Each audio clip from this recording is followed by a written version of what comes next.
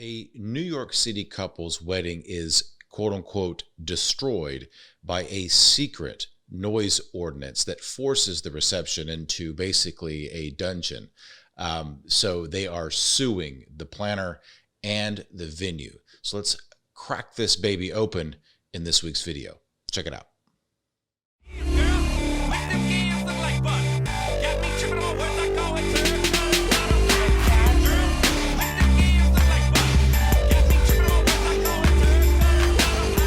Hey out there, welcome back to Wedding Industry Law. My name is Rob. I'm an attorney representing wedding industry professionals. And if you are a wedding professional just trying to keep it legal, then this channel might be for you. Every week I provide content regarding wedding business operations, things like how contracts work, contract language, getting out of client disputes, that type of thing. So if you like that, be sure to click like and subscribe. And with that, let's get into the video content. This is a story that at least I found it through the New York Post, which I'm not from New York. I feel like the New York Post is all about the salacious headlines. But anyway, this is a story about a couple that got married in a Brooklyn hotel. And they are now suing both the venue and the planner for breach of contract and fraud, among other things, because of a noise ordinance that they allege was kept from them. All right, so let me kind of read a little bit from this article here. The daughter of a wealthy Big Apple real estate family's dream nuptials became a nightmare when a Brooklyn hotel failed to disclose a severe noise restriction that forced guests to move to a cramped, dingy room off-site for music and dancing, according to a new lawsuit. The couple tied the knot at a lavish ceremony with 200 guests at the Brooklyn Pier 1 Hotel on September 18th for a price of hundreds of thousands of dollars. So we guess whatever I don't have access to the lawsuit. I don't have access to the pleadings. I probably could have, but I'm being lazy and the baby's asleep, so I'm trying to get this done while the baby's sleeping. But so we don't know how much the actual contract value was. So we evidently the New York Post is saying it's in the hundreds of thousands of dollars. According to a lawsuit filed on behalf of Marjorie and Russell Newman, who are the parents who footed the bill for their wedding, which included, for some reason, $150,000 in flowers alone. But the newlyweds learned after the reception began that a rule restricted audio to a woefully low decibel level that attendees could barely hear, according to the suit filed last Monday in Brooklyn Supreme Court. The music shushing disaster spoiled the couple's first dance and, after a DJ refused to turn up the tunes, relegated guests to a small, dark room on the second floor of a building next door, according to the Newmans, who are suing the hotel and the wedding planner, the Real Housewives of Miami star Gertie Abrera. Oh, I didn't realize that when it's the first, I guess first of all, the New York Post, if you're online there, this is like a website from like 1999 where my computer is using all of its bandwidth to fight pop-ups. This is very, very difficult for my eyeballs to see. So I missed that the first time. So yeah, the wedding planner is not just any wedding planner, but Real Housewives of Miami Gertie. So less than an hour into the reception, the wedding was moved from a spacious, well-decorated reception space to a bare-bones after-party room that fit only 60 people and had seating for less than a dozen. There was nowhere to sit. People left, confused the guests.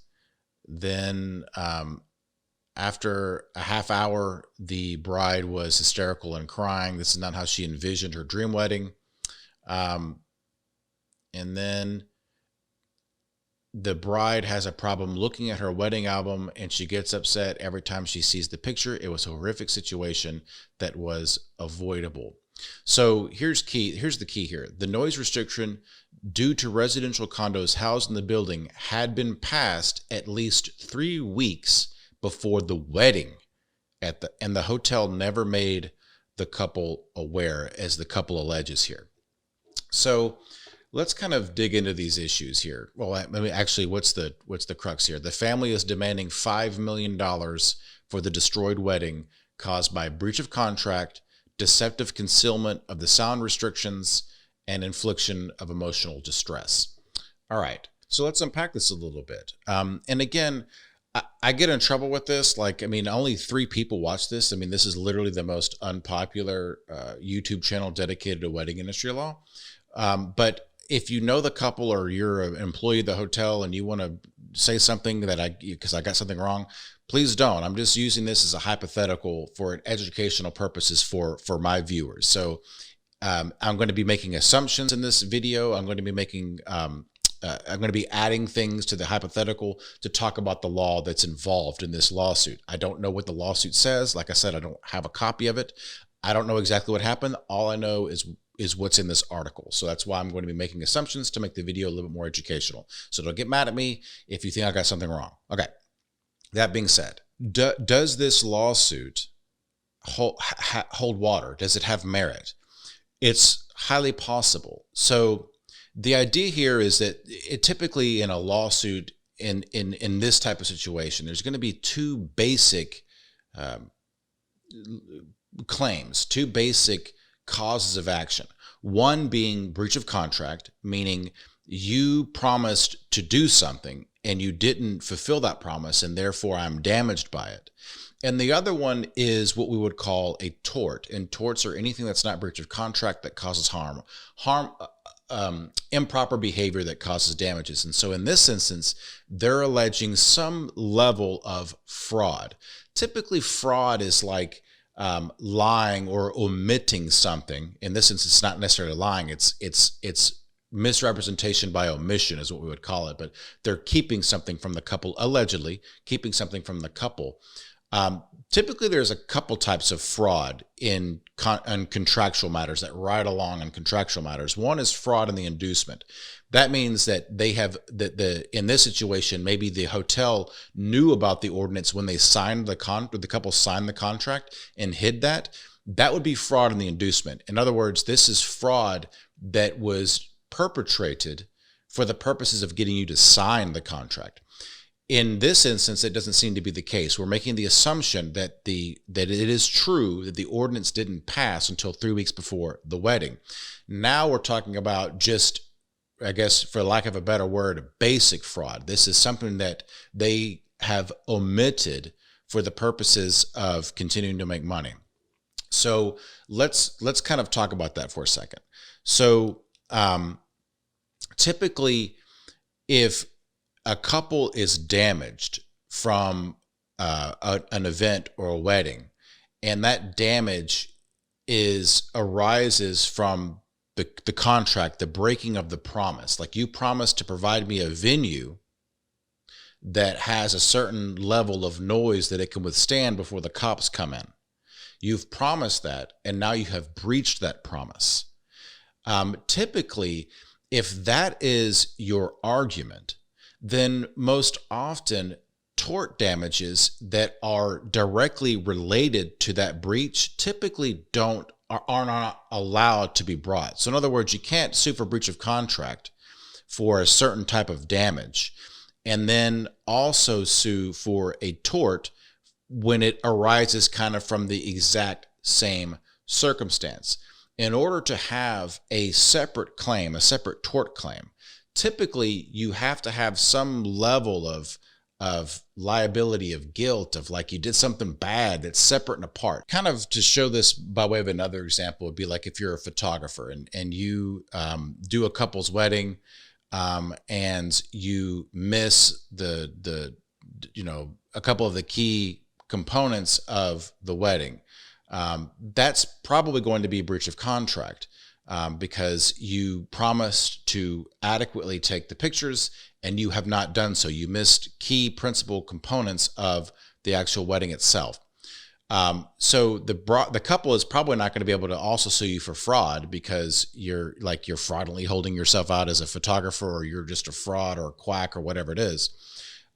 Because really we're talking about you just didn't do a very good job. Now, how you can bring fraud into a situation is, for example, if the photographer had held him or herself out as being an expert at this particular type of wedding, and therefore that's why the couple hired that person, because they would know the key shots to get. So in that instance, you probably could have both breach of contract and fraud, because the damages potentially are different. It's the conduct that is causing the damages are different. In other words, the maliciousness and the malicious conduct has to be separate and apart than the conduct that brought the breach of contract. So what about in this case? What about the fact that, if true, the planner and the venue knew about the noise ordinance that would, and again, we'll assume that the noise ordinance greatly affected the outcome of the wedding. It's not just hyperbole. Like, let's say that it went from, like, you could have a Harry Styles concert in there to you barely could, whisper in the place because of the noise ordinance. Let's assume that's true. So if that is withheld from the couple, is that fraud? Now, it's possible that could be. And the reason why is because it might show that the planner or the hotel understands that the purpose of the wedding has now been corrupted, but they still want to make some money and are betting that perhaps they'll go along with it. Okay. Now, this is going to be a very, very fact-specific query. It's going to be something that a jury or a judge is going to have to figure out based on the facts, based on communications between the planner and the hotel and the couple. Did they lie? Were there misrepresentations? Because it could also be an honest mistake. It could be, well, we didn't realize that, we're not scientists. We don't know the difference between 50 decibels and 100 decibels. That could possibly be the case. I will highlight this. I will highlight an example to kind of show you kind of what the determination, or how the determination is made. So there are instances in which, if a business knows that it's going to go bankrupt, but continues to take money from couples, like, your wedding is 6 months away, we're going to keep taking your payments, although we know that in 6 weeks we're going to be filing bankruptcy, that can be fraud. So if the hotel, for example, took that last payment from the couple, like if there's a last payment, knowing that the sound ordinance is severely crippling that event, that to me would be a fact that would allow the jury to hear a fraud charge, that would allow the couple to continue with the fraud, because, it's more difficult to say honest mistake. It's more difficult to, hey, it was good faith, whatever, when you're still taking money knowing that that it's not going to go off well. So if fraud, it's just going to be depending on what evidence there is that they knew that this was going to be really, really bad for the situation. Is there a reasonable basis for breach of contract? Absolutely. So it's reasonable to think, as the couple, that you're going to be able to have a reception in which music is played to 200 people and all 200 people can hear the music. In this instance, if you believe them, you could not. Like, it's the DJ couldn't turn up the music or whatever it is. And I know that at my wedding, that was the case. The sound ordinance essentially ruined the reception of my wedding, which can be a big deal. Of course, I wasn't devastated for years and years, but it can really hamper the affair. So the breach of contract action, I think, obviously has more of a reasonable basis than the fraud claim. But it'll depend on the facts of the case. There's a couple of strong defenses depending on the facts of the case for the planner and the venue, that is. So if we can assume that they didn't know about the ordinance, or that they believed in a good faith belief that the ordinance would not severely affect the outcome of the event, then there's a possibility that they have two defenses of either force majeure or impracticability or impossibility, meaning that something outside of our control is what caused this wedding to not go off as planned. So, and again, this assumes that they either didn't know about the ordinance or their good faith belief that the ordinance wouldn't affect the volume. Because a force majeure is what we've talked about for the past 2 years, like with COVID. It's an act of God that is beyond the control of the parties. In this instance, act of God can actually be people. It can be strikes. It can be insurrection.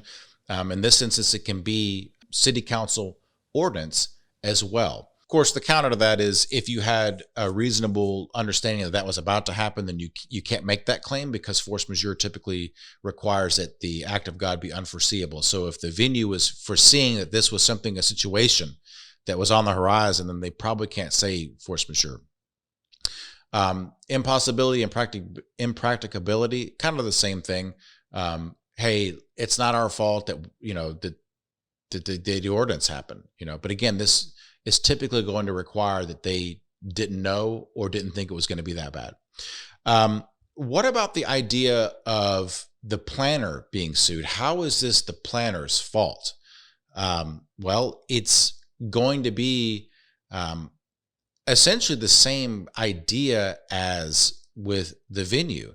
You have been entrusted through a contract to shepherd our way to this event. And you have almost in a way a fiduciary duty to us. You have a duty beyond just a stranger to us. We've paid you money to do something. So you, at your best, should know what the venue knows. You should know that the ordinance has changed. And if you do know that and you don't tell us, that is a breach.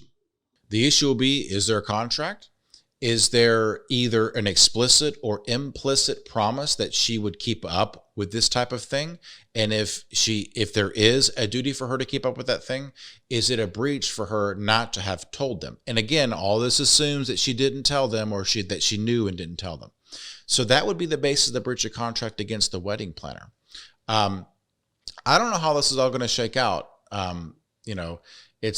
This is one of those things. Once I see that they're suing for $5 million, I don't know. There's something about this that doesn't pass the smell test or the straight face test, and that's when the couple or the attorney for the couple asks for such an exorbitant amount of money in a situation like this. So getting into the millions of dollars in damages for like emotional distress, things like this. That's typically normal in situations where there's some type of physical injury, like somebody loses an arm in a car wreck or something like that because someone was negligent. When you're asking for $5 million because of an adult woman that can't look at her wedding album without crying, and she's maybe going to a therapist or something like that, especially in New York, I don't know. Like, I feel like that's going to be a hard sell to a judge or a jury. And it kind of probably turns off the jury. So they're going to have to bring in a lot of evidence to show that the couple has been emotionally, the emotional distress exists. Like that they will have to show, hey, what are the physical symptoms of your problem? Like, why do we need to cut you a check for $5 million, in other words? And I think that's going to be a hard sell. And again, if the fraud claim goes away, then typically the infliction of emotional distress goes away, and then you're just dealing with breach of contract damages. And breach of contract damages, as we know, as a regular viewer of this program, is expectation damages. And expectation damages are, where did you intend to be had the contract gone through to its conclusion?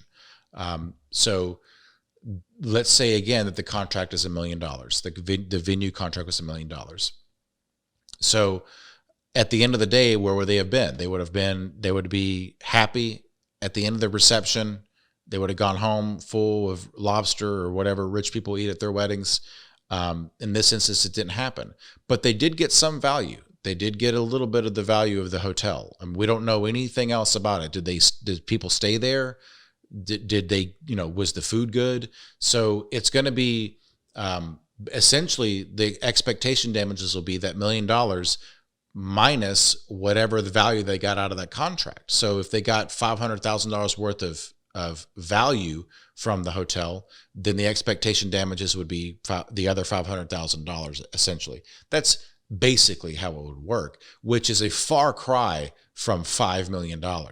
So I know I'm rambling again. I'm talking for as long as my baby is sleeping. So that's a good thing. But anyway, I think I touched on all the stuff that I wanted to talk about. Yeah. So the tort versus breach, then why is the planner in this, defenses? Okay.